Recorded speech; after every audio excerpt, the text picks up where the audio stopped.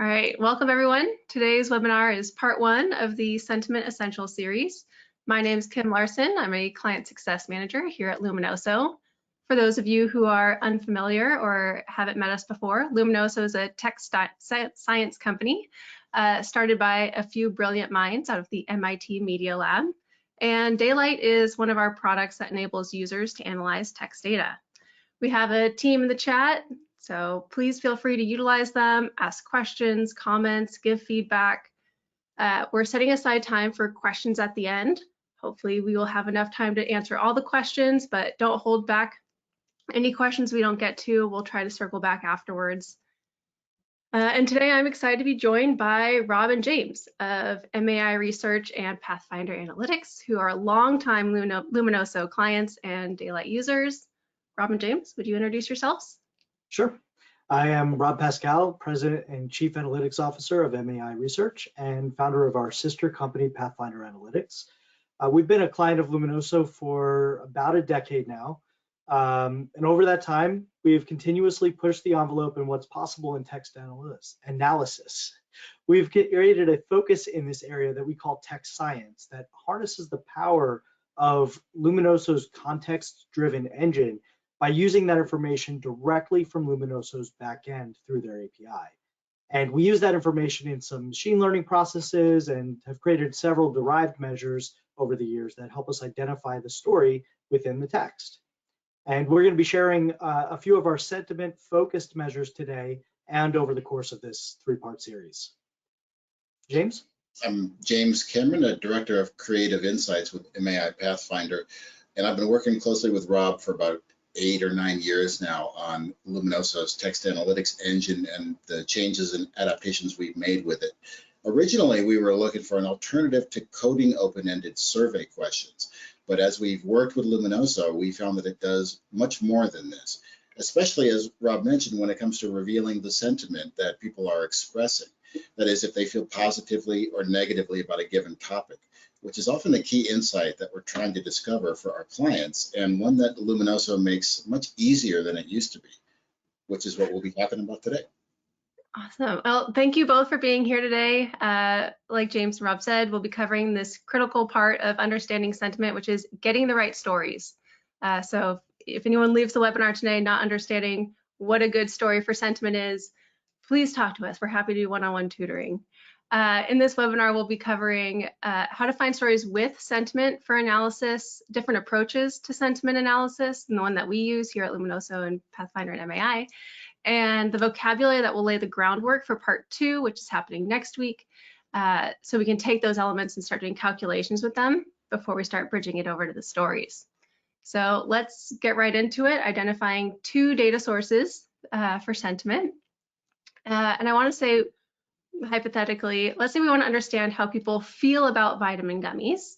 I know that people talk about everything online, including vitamins, and I've identified these 2 data sources as places to start my research.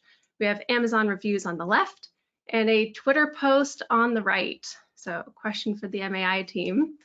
Which of these story sources is easier to work with for sentiment analysis? Well, these 2, the Amazon reviews, are definitely better simply because the story quality is better. The sentiment analysis, for sentiment analysis to work well, there needs to be some meat to the text. And so identifying feedback sources where respondents provide rich context and describe something more like an experience is really important for Luminoso's engine to really dig in. Yeah, that picture, as telling as it is, it doesn't lend itself to a full story the way we would want. And we can go ahead and elaborate on what we mean by meaty text, because maybe werewolves are meaty. The meaty text is something that we would describe as stories. Stories include a wider vocabulary than those short answers, 3 vitamin gummies instead of 2, and we'll touch more on that in a few minutes. Product reviews are great because they give respondents an outlet to broadcast their experiences, and they tell the stories and touch on what's important to them, not necessarily, it's not projected on them with multiple part series. And we also want to recognize that review sites, the ones that are helpful and Sentimentful, Utilize neutral prompts that enable respondents to give comprehensive answers. Why was this a 1-star product? They're going to touch on parts of that experience that made it 1 star. What made it a 5-star experience? They're going to touch on the things that made it a 5-star experience for them. And they're more than likely going to mention multiple things as the reason for their rating, as well as describe what about that thing left the impression on them that it did. Yeah, and reviews also have metadata alongside the story, which is really important. Things like the star ratings you were just mentioning, but also helpfulness and upvotes, that all gives us quantitative context for those respondent stories. And we use that metadata we get from Amazon and other review sites like Steam and Google reviews, along with any other closed-ended information that we can get our hands on in the machine learning techniques that I mentioned earlier. And it really lets us get a more comprehensive understanding of people's experiences. And we use that in a lot of ways that we can understand the patterns that exist in the language and how it relates to those closed-ended measures like star ratings. The sites on the right side don't tend to have the same story quality, but they can still be useful. It really depends on the topics that we want to understand more about. And even when you get that great review text, it may not actually help you answer the business objective, because it all depends on what people are mentioning in their text. So this is why we actually have found survey data to be really useful. We can control how the questions are asked, what topics we're asking about, and we can collect a lot of other closed-ended information about attitudes, purchasing behaviors, recommendations, product attributes, etc. Demographic information, a whole bunch of stuff that can be really helpful. And the surveys are and will probably forever be really popular among researchers, right? They're great for collecting stories, but they're really only going to be as effective sources for stories if they're designed well. Let's do a hypothetical example of a gaming company. They want to figure out why players quit playing the game. And a lot of folks who are designing surveys will just put forward the question, be direct, which we love direct, but we want to be thoughtful about it. They may ask, why'd you quit playing? We'll often see short answers to questions like that, like, because I wasn't winning, because the game was boring. That's not really a colorful story. It's an answer, but it's not a story. So asking a more comprehensive question, like, what were your expectations when you started playing and what are you doing instead? It remains sentiment neutral, and it encourages a more comprehensive reflection so we can collect sentiment around multiple dimensions around the topic. James, how do you choose feedback sources for your analysis now? Well, it's really a question of finding the right source for the questions that we're trying to answer for our client. So for example, Amazon or Costco.com or Walmart.com are entirely product-focused sources. They can deliver insights on product dimensions like packaging or formula changes. They allow us to look at the competitive landscape. We can compare across products and brands, and we can even, with the review score, calculate the drivers of a positive review using Bayesian analysis. Now, something like Reddit, for example, is what we might call an enthusiast-focused source. So it brings together a community of people devoted to a specific topic or hobby, which can often be difficult to find online in a source with a large enough amount of text to be useful. So for example, an Ask Me Anything or Ask Reddit thread for a particular topic that a client is interested in can be a great source to get more information around those people. Twitter is kind of a beast unto itself. It has, while originally it was sort of trying to be the voice of the population, it's kind of morphed into a marketing-focused social media environment, which makes it a poor choice for getting the voice of the customer, but not a bad choice if you're focusing on the marketing environment, media campaigns, what buzzwords are out there. Of course, with the heavy use of emojis and hashtags and sarcasm that you find on Twitter, understanding the real sentiment behind a tweet can be a real challenge. Absolutely. And we often see like SWOT analysis, that strength, weaknesses, opportunity, threat, marketing approach. We see that with product reviews with our use cases with our clients quite a bit. And I can't remember the last time I saw a Twitter text analysis project. They are tough, and if there's an easier solution, we often tend to pick those. So to quickly summarize our story source points so far, it's important to align the data source with the objectives. There may not be mentions of competitors in your product reviews. You want to make sure you're collecting those and doing that comparison in order to pull those insights if you can. And if it's not in the data, seek additional sources, make sure that it aligns to the objectives.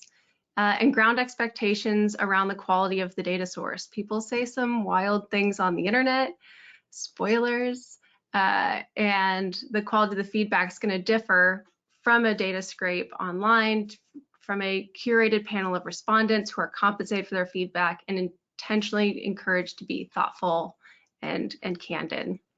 So that covers where we find stories, but let's take a step back and go over how sentiment works. And why we take the concept level approach.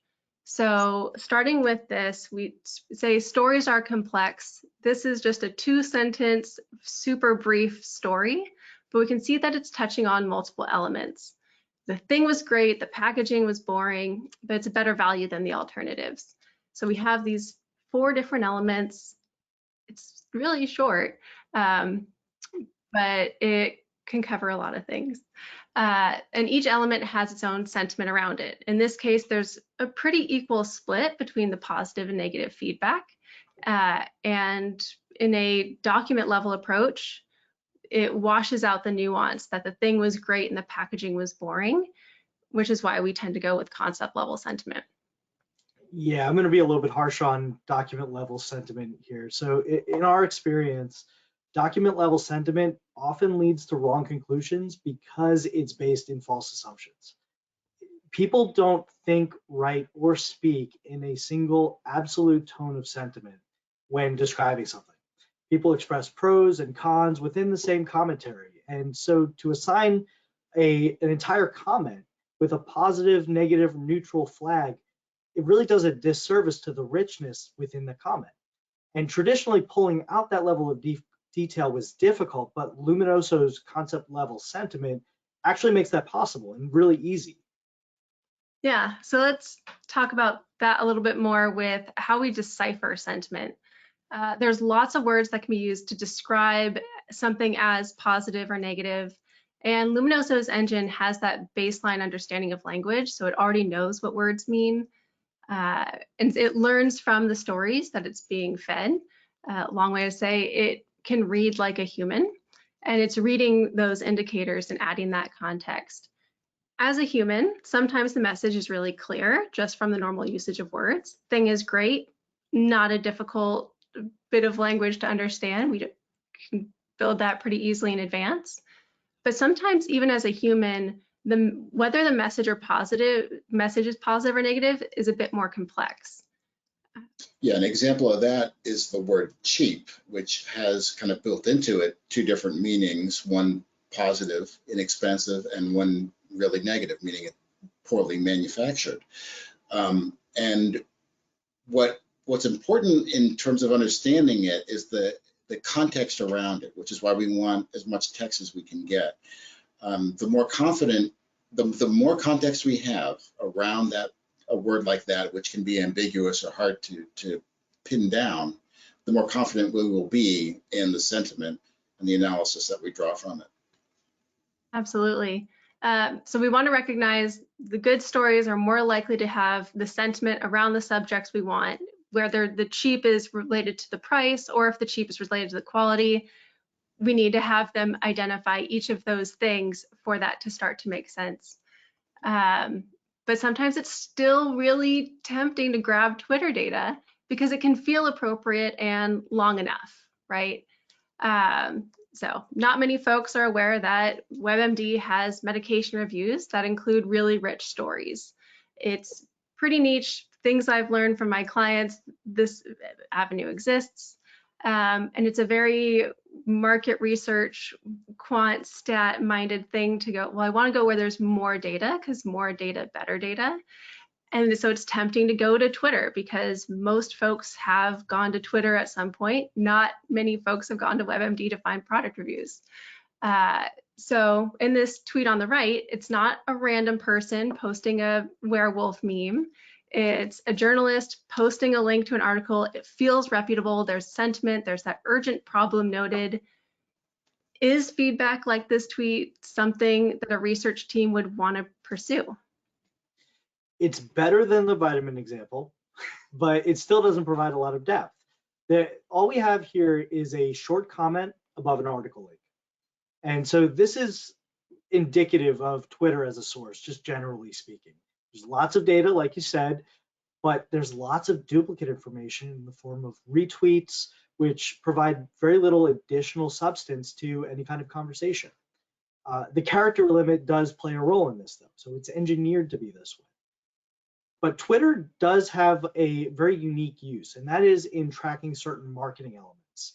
If that's the objective, then this actually ends up being a good source. And what we would do is use Luminoso's engine to differentiate the marketing language from natural discussion about the brand. And then we would track how many occurrences we're seeing in the marketing speak versus the more consumer speak, and overlay a timeline on top from the marketing side of things, what the spend looks like over top of the Twitter timeline. And we'd be able to see where the marketing spend starts to diminish and where we start to see natural conversation arise out of that. And that allows us to see really how effective was that marketing promotion or whatever it is that they were running. And generally, social media sources like Twitter, Instagram, Reddit, Facebook, they can be great when they have rich text and happen to have the information you're interested in. And even better if there's additional metadata alongside those posts, but they're less great when that data isn't available. And a lot of times it just isn't. Shout out to story depth. Exactly. The depth is actually so important for understanding context. We've said this a number of times, but understanding the context and sentiment confidently just requires a lot of depth. And we want to distinguish not just the sentiment around the words that people are using, but distinguishing when different people are using the same words in different ways. That really is where sentiment shines for us a lot. And if we want to truly understand the language around a topic, we need all of the ways that people naturally speak about that topic. And something that we've seen a lot, actually, when describing the importance of sentiment to our clients in the past, is that some don't believe sentiment is applicable to their topic or category. But across lots of topics and lots of data sources, and we touched a little bit on wireless infrastructure, but paper towels, liquid hand soap, using review data as a source, online survey open ends, focus group transcripts, in-depth interviews where it's one-on-one conversation that we transcribe into written text. Sentiment was not only present in all of that, it actually helped us learn how people approach those topics, the categories, the products, the services. So it was really an important part of the analysis. Yeah, so let's grab that and transition over to our vocabulary section where we're going to talk about the different sentiment words. I'll start with sentimental, the word that's used in emotional contexts. For this webinar, we'll use that to plant the idea that the business and organizations care about a thing for the sentiment analysis. Sentimental is not the word we're going to be describing today. We're going to focus more on sentimentful, that breakdown of the non-neutral emotions. Did they like it? Did they dislike it? Not just the statement of fact elements around it. Luminoso's engine produces concept level sentiment, like we mentioned earlier, on everything that's mentioned in the text data set. So using the techniques mentioned previously, you've done quite a bit with the sentiment analysis outputs. So I'll let you take it away, Rob. Teach us what you've created. Sure. So here's where we start to break apart exactly what sentiment means for us as researchers. So each of the faces that you see on the screen here, green, red, gray, they indicate a single person's sentiment about the bear within their overall review. So this is based off of the descriptors using the diagramming that Kim went through earlier. And here we have 3 gray faces out of our original 10. So we've got 30%, neutral, factual mentions about the bear. The remainder in red and green are what Kim is calling the sentimentful mentions. And so we're going to break this apart a little bit further. First thing we're going to do is break out the number of people that we call the polarization group. These are the total number of people that show up in pairs of positive and negative. We think of this as really where the tug of war is happening within the conversation. They're not matched in any particular way. We're not linking up different specific comments. We're just pulling one positive and one negative out of the sentimentful pool until there's nothing remaining on either the positive or negative side. And in this case, we had 4 people pulled out of our original 10. So we have 40% polarization in this very basic example. What's remaining is what we call net sentiment. And so here we have 3 green faces remaining out of our 10. So that's a positive 30% net sentiment. If this were on the negative side, that would be negative 30% net sentiment. And we'll go into more detail on how these measures are used in getting to the story in the next 2 sessions. But I just want to quickly mention that these simple key measures provide a lot of insight into which words and phrases are most useful in focusing us on where the story lies. Awesome. And in our sentiment breakdown, we're working with the number 10, but I'm going to chime in with something that we do a little bit differently, and that is differentiating frequency from prevalence. So for those of you who know me, and those who don't, I live in Portland, Oregon. It's a little bit rainy, sometimes a little bit weird. And the frequency of things mentioned is 10. So in the sentiment bear example, 10 pieces of feedback. But depending on what the thing was, 10 could either be really significant or really benign and not interesting at all in the grand scheme of things. So I'll shift my metaphor to a Portland, Oregon example. It can be really normal for 10 pedestrians to cross the street on any given day. But even in Portland, it's unusual to see 10 unicorns on unicycles crossing the street more than 1 or 2 times a year. And that's because there's that baseline of what is normal. We can surface what is interesting and focus our attention on that. Rob, how do you use prevalence? We use it as a way to gauge the direction of a conversation, in a sense. It helps us prioritize our analysis because it highlights which words and phrases deviate from the general usage of the language. So it's kind of like an index in that sense. We've created some derived measures also around the prevalence and the frequency that daylight produces with our text science approach. But since that's not easily calculable from the daylight platform itself, we won't go into more detail here. But we're happy to discuss offline if people would like. Thanks, Rob. And thank you, James, for your participation in putting together this webinar as well. We really appreciate your insights and your time. And as you mentioned, what we covered today barely scratches the surface of the level of depth of insights that Luminoso and MAi and Pathfinder can provide. And we're really looking forward to session 2, where we break down those calculations further and kind of plot those against each other to help make decisions. And on session 3, where we go over how to synthesize those stories for stakeholders in order to make them meaningful to the people who are getting those insights. So all very important stuff. With that, Satoshi, do you have our audience questions ready? Also, audience, don't forget to ask questions. This is a good time to pick brains about stories. Yeah, so we do have a couple questions, but as Kim said, feel free to type in questions either in the chat or the questions area in the GoToWebinar module here. But let's get started. So first question is, so if we have a client wanting to understand more about a specific topic, like a relationship between people and a product, what kind of expectations might you set with the client about sourcing the necessary data? Pick me. I'll start with 2 expectations, and Rob and James can elaborate if they'd like. The first one is needing stories. You want to collect a source of places versus maybe focusing on single anecdotal stories. If you want to understand something, you want to get a good swath portfolio of folks who are describing it with different perspectives. If you're getting that monolith, you're really getting stuck in an echo chamber.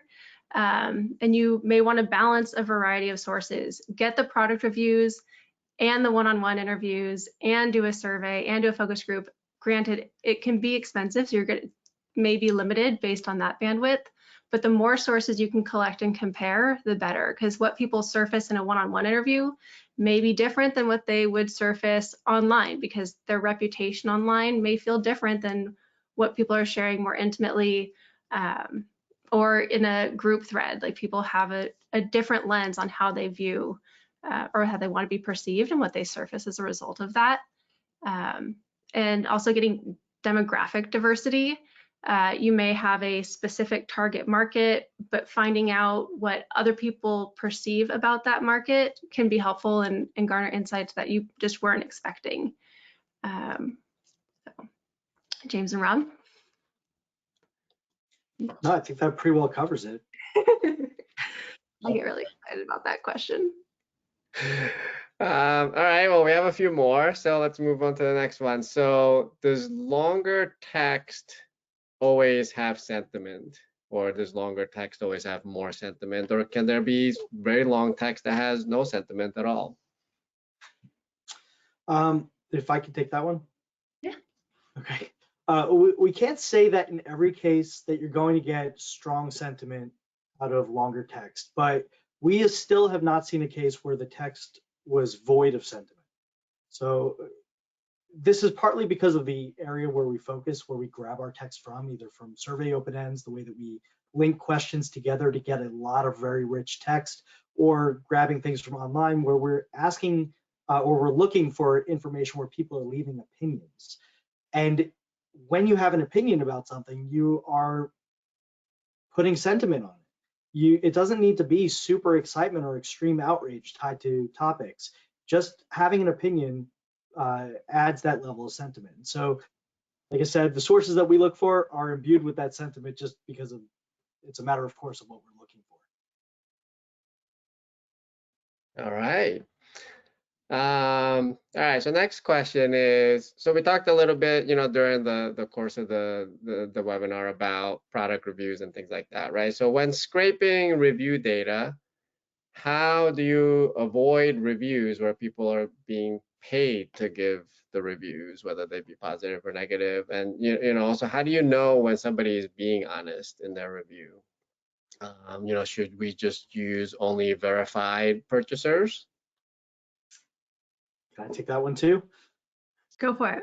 All right. So this is actually a really big topic area. We're going to cover this in another webinar in the future, so I don't want to go through too much detail here, but the short answer is that just filtering by verified purchasers and non-promotional reviews is not the best way to increase the trustworthiness of what you're analyzing. We do things like deduping across sources so that we don't end up with the same review text in various sources. And we do use some tools that let us know what the confidence level of a review being fake is. But what we found is that regardless of whether a review is real or not, it's still part of the review ecosystem that new purchasers are seeing. So filtering shouldn't be an automatic response when collecting reviews. It might be just kind of the knee-jerk reaction, like you just want the best review possible, but that's not what people are seeing. They're not filtering that way. So you really should analyze everything. Okay, well, we have a sort of a related question, I think. This one's sort of directed directly at Kim, but I think Rob and James, your perspective will probably be interesting here as well. But so we have talked before about how certain populations, quote unquote, hedge by offering many compliments around a negative piece of feedback that they have, that they want to share. So are you able to identify where a comment is hedging versus sharing something, that's genuine and they genuinely appreciate? I love this question. So like humans, the AI is not a mind reader, but concept level sentiment will catch you know, I use this example quite a bit. Like, I love my work-life balance. I love my like manager compensation, blah, blah, and they're going to separate out when they're doing that sandwich approach where it's compliment, constructive feedback, compliment. Fortunately, if they're talking about different things in those different sections, and maybe they're getting more detailed with it. Like, I like my manager's communication style, but I wish there was more transparency. That will parse out a negative feedback about transparency, but positive about communication, whatever that is. And when you have that, using that polarization metric is also going to be really helpful, because it's going to be pulled in a direction, right? Like, it's not going to be statement of fact when they're being hedging and complementful. Also, to MAi's point, having that metadata is going to drive a lot of the insights here, because if you have that scored question where maybe you ask specifically about managers or not, we can tie that in with drivers to say, well, if they scored low on this, they mentioned this. But Rob and James, you have the floor here as well. Another thing to keep in mind on this is that, because it happens a lot, but it's often done in a comparative sense. So if, particularly in a review setting, you'll have someone saying something negative about one brand by contrasting it with something with a different brand or a different product where they'll be positive. So they will constantly be flipping back and forth between negative and positive sentiment as they're making these comparisons, which is why being able to evaluate the sentiment at the word level is just so crucial. Because if you attempted to boil that down into just a simple binary, as Rob mentioned before, it would be misleading and you could just make the wrong business decision from it. So it's a very common issue, and Luminoso is perfectly suited to getting around that. Cool. Yeah. And then, like Kim was just mentioning about the way that we use the metadata, applying it in our machine learning process allows us to see, well, yeah, we see something that's very positive in that sentiment or very polarizing, but is it actually linked to some type of outcome that you care about? And if it's in a survey environment, we can see whether specific language is tied to something like purchase intent or recommendations, or we could see whether it's tied to certain attribute statements or things like that. So there's a lot of really cool stuff that we can break apart from the sentiment side as well as on the driver side of things. And that brings up a good point. One thing that I've noticed with negative feedback specifically is it tends to be really granular and specific. Mm-hmm. So if they go, yeah, working here is great, it's going to be vague, versus if it's really specific, like, my computer keyboard is clicky, like that may be the one negative thing, but it's going to be a really small count, even if categorically maybe it's much bigger about like accessibility or something.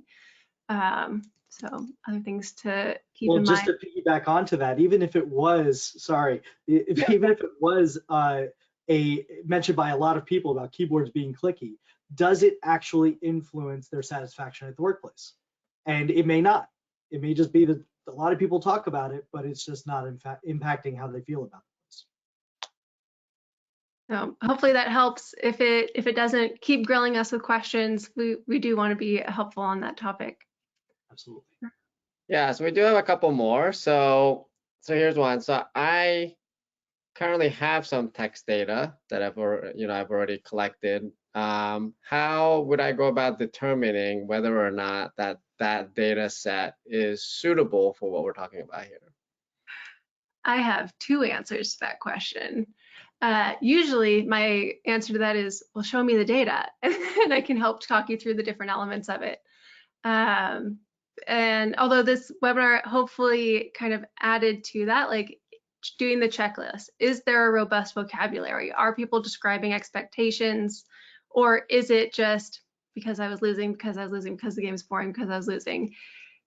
The rule of thumb I tend to use is if the text is longer than my attention span, then I give it to the robot to read. Really robust monologues, like one of our training data sets is the TED Talk transcripts. I am not reading 5 TED Talks, no. And the vocabulary is really robust, they're really long, there's really good use for concept level sentiment. Those longer conversations, sure. Twitter, I can read several hundred of those and it's not difficult. Like that's why people go scroll through Twitter, is because you can read quite a bit and it's not complex, it's really digestible. That's one of the things that I would check. And also, is the text data that you have available useful? Does it have the insights that you want, that you would want a complex engine digesting it for you? Because there's sometimes we'll see data that it's kind of like, I have data, can you do anything with it? It's like, well, do you want to do anything with it? Is this a data source that's worth investing in? Are you going to optimize and do something with it? We really hope you do, because you know, it's a resource. You want to figure out what you want to do with it to streamline efficiency, etc. Rob, Yeah, James. add to that. So yeah, that's absolutely right about, you know, be able to self-assess whether a data source is worth digging into that way. The way that we always, when we're talking to new people about the techniques and capabilities, we say, you know, send it over to us. We'll take a look at it for you. We'll see if there's anything there. No charge for doing that, and we would let you know whether we see something. We'll give you some preliminary results, and if you want to dig in deeper, then we can certainly put something together for you. All right, well, we got one last question, kind of sort of taking a step back, I guess, from some of the details. But so what are some of the most important things that we should keep in mind when, you know, selecting or kind of working through a text analysis strategy overall? Couple ways. Rob, do you want to take this one first? Sure. So I think that the solution needs to be smart enough to understand vocabularies across all topics and categories. So like Luminoso's engine, it can understand what we call its domain agnostic. It's, or as Kim has put it before, it has domain agility. It's a way to cross over, regardless of what the source is, regardless of what the topic is, it can understand the language because it's understanding the words based on the context. The sources should generally have opinions and metadata if you're able to get that. It does help with the sentiment understanding and for getting that depth that we keep talking about. And if you're doing it on your own and don't have a ton of experience in this type of analysis, having it as a central topic or focusing on a central topic, like something like something described as cheap, where cheap can be identified as strictly positive or negative, that helps make things a little bit simpler. But the way that we look at it is we want a lot of varied text. So when we're looking at whether a source is good and kind of our approach to analyzing the text, we want a lot of complexity. We want to get that nuance. We want where all of that richness is. So we, because of our experience though, we're able to pull apart that nuance. And when we see polarization around a term like cheap, we can start to dig in and really pull apart the people that were mentioning it as cheap, people who are mentioning it as cheap in a bad sense versus cheap in a good sense, like buying in bulk. And another part of that is understanding where those drivers lie and being able to see, is cheap actually a good thing in terms of driving some type of other response or not?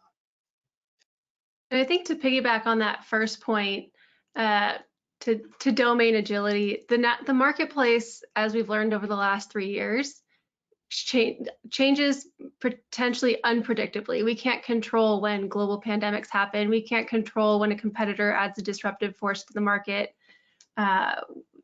Industries where maybe PPE was not a concern is something that will change how people talk about and how people expect a relationship with something to go. Shopping went from in stores to online.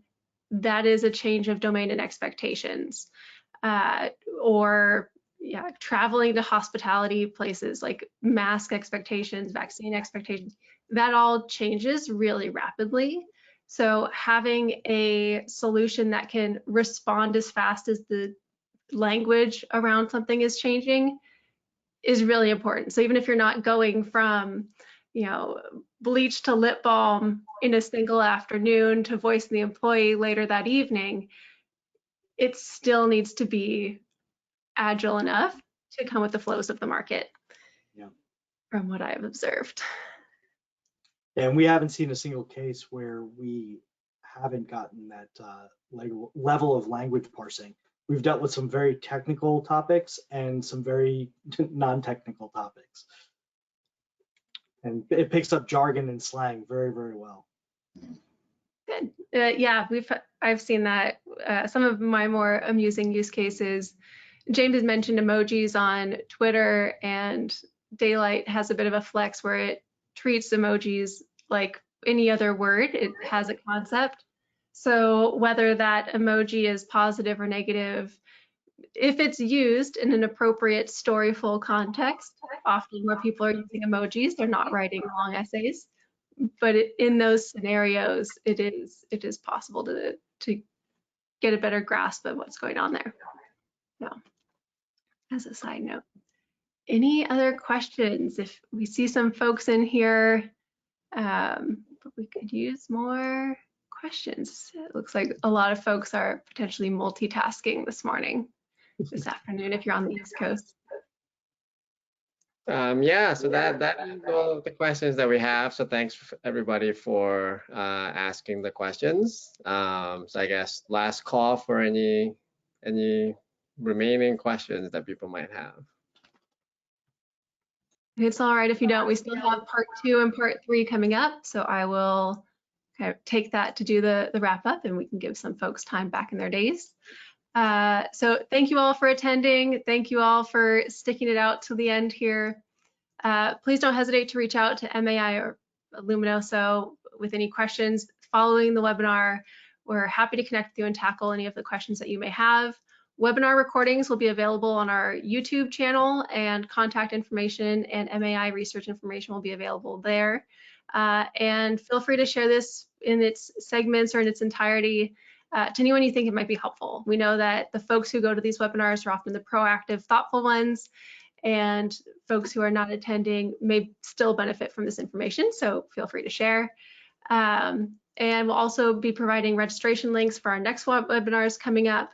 We have a webinar lined up in December with our CEO, Jeff Moyer, about the benefits and challenges of integrating AI into business operations, because it's not straightforward and easy for everybody. But thank you again to Rob and James for participating, for your time and expertise today, and I hope everyone has a great afternoon. Thanks, everyone. One.